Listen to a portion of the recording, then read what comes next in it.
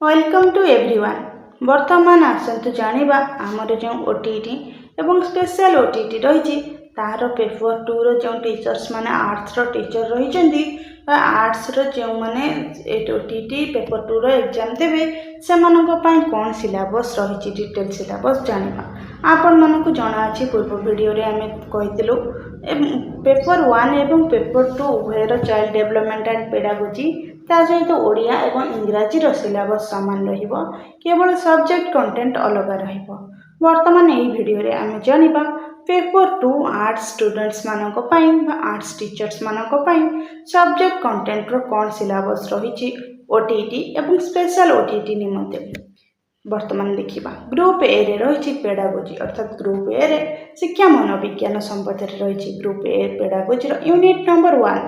AIIMS and objectives of teaching social studies अर्थात सामाजिक विज्ञान आमर जो सामाजिक विज्ञान रही ताहा पढ़ा जीवार लक्ष्य एवं उद्देश्य कौन।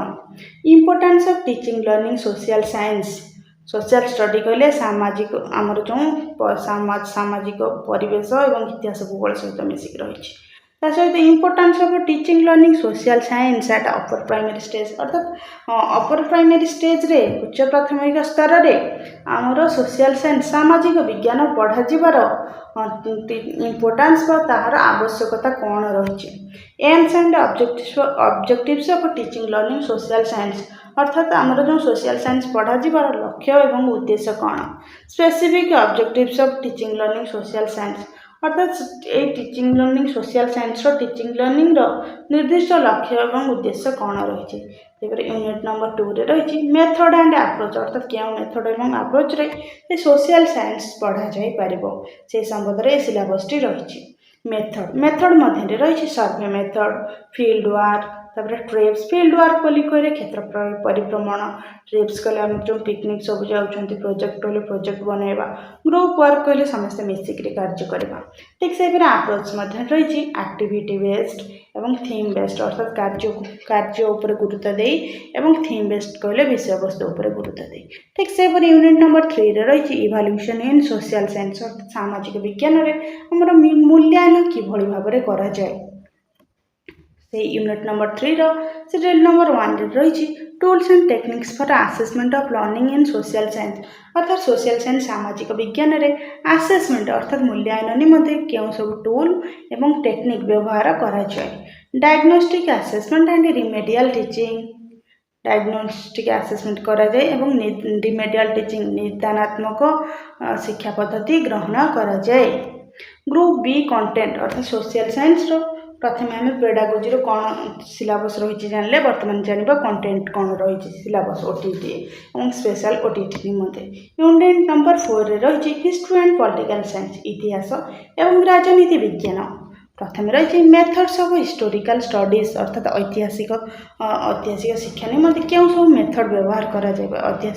इतिहास जानिबा निमंते। सोशल सामाजिक इकोनॉमिक अर्थनैतिक एंड पॉलिटिकल कंडीशन अर्थात राजनीतिक स्थिति ऑफ सल्तनेट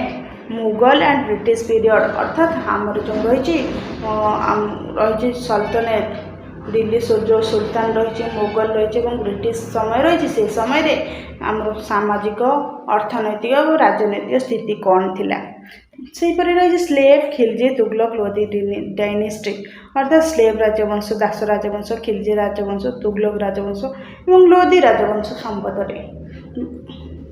ईस्ट इंडिया कंपनी अर्थात आमर जो East India Company British crown British राजत्व इम्पैक्ट ऑफ ब्रिटिश रूल अर्थात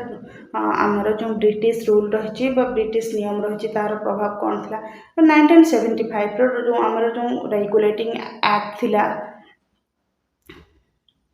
75 रो आमर गोटे रेगुलेटिंग एक्ट थिला से संबंध रही तार एंशिएंट पीरियड अर्थात पुरातन समय तार खारवेल राजा खारवेल संबंध अशोक द ग्रेट राजा अशोक संबंध तापर आमर रही ओडिशार इतिहास सोम वर्ष सोम गंग वंश सूर्य वंश फॉल ऑफ ओडिशा अर्थात ओडिशार पतन किभଳି होइतिला ओडिशा अंडर मुगल अर्थात ओडिशा किभଳି भाबरे मुगल शासनाधीन को चली जाइतिला। नेशनलिस्ट मूवमेंट इन इंडिया अर्थात भारत रे स्वाधीनता बा जातीयतावाद आंदोलन डेवलपमेंट ऑफ नेशनलिज्म अर्थात जातीयतार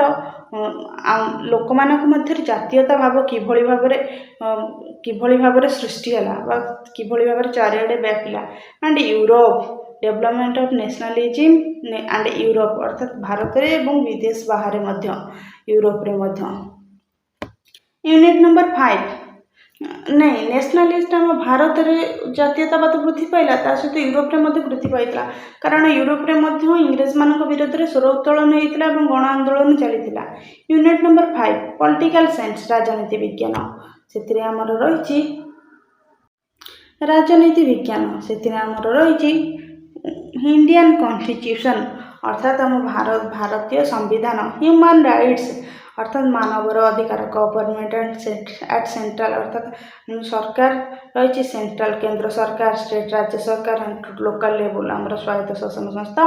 आमर आंचलिक स्तर में आम जो पंचायत तापर ब्लॉक जिला स्तरीय आमर जिला परिषद यही सब तर पॉलिटिकल पार्टीज अर्थात आमर जो राजनैतिक दल एंड प्रेशर ग्रुप अर्थात चापदायी गोष्ठी। तो यहाँ हूँ आमर राजनीति विज्ञान सिलेबस ठीक से यूनिट नंबर 6 रही जियोग्राफी अर्थात भूगोल ओडिशा जियोग्राफी अर्थात आमर भारत आम ओडिशार भौगोलिक अवस्थिति फिजिकल फीचर्स अर्थात आमर ओडिशार केउं भली भाव माने भौगोलिक अवस्थित रही क्लाइमेट पानीपाग कौन रही एग्रिकल्चर केपरी कृषि कराए एंड इंडस्ट्री शिल्प कौन रही विशेष भाव में आम ओडिशार भौगोलिक स्थिति अवस्थिति तार जलवायु पानीपाग कृषि शिल्प संबंध में। नेचुरल रिसोर्सेस अर्थात प्राकृतिक संपद लैंड अर्थात भूमि वाटर कहले पानी फॉरेस्ट आमर जंगल एंड वाइल्ड एनिमल्स वन्य प्राणी मिनेराल्स खनिज ठीक से आमर जियोग्राफी मध्य रही एटमोस्फियर अर्थात आमर वायुमंडल बायोस्फियर जैवमंडल एंड हाइड्रोस्फियर कहले आमर जो आमर जल भाग को बुझाए एटमोस्फियर कहले वायुमंडल को बुझाए troposphere stratosphere mesosphere thermosphere biosphere कहले जैवमंडल आम पृथ्वी ऊपर जो माटी रही लगे जो पशु जीव जगत रही से सब को बुझाए हाइड्रोस्फियर बोलिकी कहले आमर जो जल भाग बुझाए जिते सब जल भाग अच्छे से संबंध में ठीक से रही जियोग्राफी रही अर्थ पृथ्वी संबंध में रही क्रस्ट अर्थात आमर जो पृथ्वी जो विभाग रही तल उपर स्तर होती विभिन्न भाव विभक्त कर गोटे हूँ क्रस्ट जो शिला स्तर इंटरनाल स्ट्रक्चर अर्थात पृथ्वी आभ्यंतरणीय भौगोलिक स्थिति लैंडस्केप अर्थात किभली भाव में आमर जो रही आमर माटी भाग रही भूभाग रही तो से समय लैंडस्केप मध्य कौन रही ना हिल्स पर्वत एंड माउंटेन्स पहाड़ पर्वत प्लाट्यू विभिन्न प्रकार जो खंड खंड होकर आमर जो भूखंड रही तार प्लेन्स अर्थात समतल भूमि रिभर्स कहले नदी ये सब आमर लैंडस्केप मध्य जाऊँगी ठीक से टेम्परेचर जोन ऑफ अर्थ अर्थात आम जो पृथ्वीर तापमंडल मध्य रही। तो वर्तमान आम देखिले यहाँ ही थिला हमर ओटीटी एग्जाम एवं स्पेशल ओटीटी निमंते जो टीचर्स माने बा जो माने आर्ट्स रो जो टीचर्स माने रही तो से मानक पई सोशल स्टडी रो सिलेबस तो विशेष भाव में यहाँ आर्ट्स टीचर्स मानक पई पेपर टू ओटीटी रो कंटेंट सिलेबस रो डिस्क्रिप्शन डिस्क्राइब रही। तो जदि आपण मानक आम भिडियोटी भल लगी तेज ये नुआ नुआ भिडियो देखा निमंते नुआ नुआ तथ्य जाना निमंते आम चैनल टी को लाइक शेयर सब्सक्राइब करंतु। धन्यवाद।